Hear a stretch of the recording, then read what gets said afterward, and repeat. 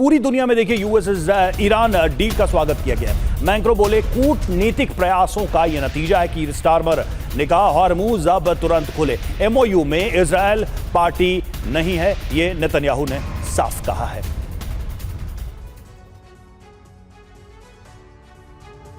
तो डील पर बोले ग्लोबल लीडर कीर स्टारमर ने क्या कहा है? पीएम है ब्रिटेन के हॉर्मुज टोल फ्री हो, एटम मुक्त हो ईरान, ये ब्रिटेन का पक्ष है।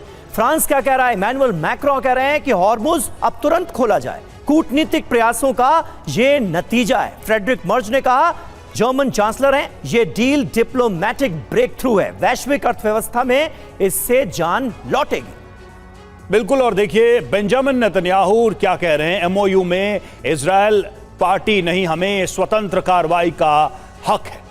तो इस तरीके से आप देखिए ये बातें सामने आ रही हैं। एंथनी एल्बनीज जो कि ऑस्ट्रेलिया के पीएम है, यूएस ईरान डील का स्वागत, डील मतलब ग्लोबल राहत। मनीष हमारे साथ जुड़े हुए। मनीष, क्या ये एक डील है एमओयू में जो कहा गया है, या फिर एक ये बेट है?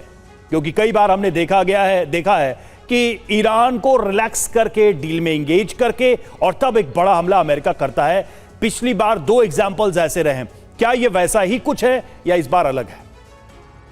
देखिए, अमूमन तो आप संधि तभी करते हैं जब कोई एक पार्टी सरेंडर कर रहा हो या फिर दोनों पार्टी को यह रियलाइज हो रहा हो कि अब और युद्ध नहीं लड़ा जाएगा। लेकिन यहाँ पर वो बात नहीं है। दोनों पार्टी में से किसी के ऊपर भरोसा नहीं है, पहली बात। दूसरी बात है कि अभी तो 19 जून में भी 4 दिन बचे हैं। इस 4 दिन में बहुत कुछ और मजे स्ट्रेट पे होने वाला है, वो भी देखिए।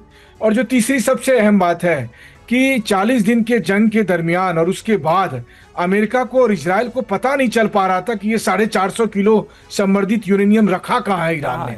सारी ताकत लगा दी, सारी जासूसी कर ली, लेकिन पता नहीं चला। उसके बाद उन्हें यह भी नहीं पता चला कि ईरान के नए सुप्रीम लीडर मुस्तफा खमनेई कहां पर हैं, सुरक्षित ठिकाना उनका कौन सा है, किस तरह से वो लोगों से बात कर रहे हैं, कुछ भी पता नहीं चल पा रहा था। तो फिर आप क्या करते हैं? फिर आप डील नाम का एक लालच लेकर आते हैं। चलो भाई, ये लालच लेते हैं, इससे जो ईरानियन अभी तक अलर्ट है वो थोड़ा सा अपना गार्ड को लो करेंगे ताकि आपको कुछ पता चल सके। आपको करजई से बिल्कुल सही बात है मनीष, वक्त की थोड़ी सी कमी है। प्रोफेसर संजय भारद्वाज हमारे साथ मौजूद हैं। संजय जी, जिस रेस्पेक्टेबल एग्जिट पॉइंट की तलाश थी डोनाल्ड ट्रंप को, वो तो मिला नहीं। कोई ऐसी बात नहीं है जिसे वो अपनी घरेलू ऑडियंस के सामने पेश करके ये साबित कर पाए, ये बता पाए कि देखो देखो अमेरिका की जीत हुई, इतने दिन तक हमने जंग लड़ी तो ये हासिल हुआ। फिर डील हो कैसे रही है? क्या मुंह दिखाएंगे ट्रंप अमेरिका के लोगों को? देखिए समीर, साफ है कि ये जो डील, जिस तरीके के जो बातें आ रही है कि 14 जो सूत्री प्रोग्राम पे एमओयू कर रहे हैं, हाँ। ये मुझे लगता है एक एडहॉक अरेंजमेंट है। ये कोई सस्टेनेबल पीस मिडिल ईस्ट में नहीं लाएगा। जब तक इजराइल के इश्यूज़ को डील नहीं करेंगे, जब तक हिजबुल्लाह, हुती और हमास के इश्यूज़ जब तक नहीं उस पर डील होगा, सारे स्टेक होल्डर्स को आप जब तक इन्वॉल्व नहीं करेंगे, कोई सस्टेनेबल पीस मिडिल ईस्ट में नहीं आ सकती। मुझे लगता है कि एक थोड़ा सा राहत ट्रंप अपने लिए तलाश रहे थे और इसीलिए ये इस तरीके के कंडीशंस पे एग्री कर रहे हैं। ना कोई न्यूक्लियर इश्यूज़ पे कोई सहमति बन पा रही है, ना कोई जो प्रॉपर्टी है जो उसको डीफ्रीज करने की बात है, कितना $12 बिलियन होगा कि $24 बिलियन होगा, उस पर भी नहीं हो पा रहा। और जो खास जो मुद्दा था, जो एक ट्रंप का इक्का था ईरान के पास हॉर्मुज का, वो उस पर भी अपना अधिकार। बिल्कुल सर, ये जो इसकी संभावनाएं बनी हुई है। एक जल्दी से क्विक रिएक्शन जैक से लेंगे। जैक, सीधा बताइए, अकेले इजराइल कितना केपेबल है? अमेरिका साथ नहीं आता है, ईरान और उसके प्रॉक्सीज लड़ते रहते हैं। क्या नेतन्याहू इतने स्ट्रांग हैं कि अकेले डील कर सके प्रॉक्सीज प्लस ईरान को?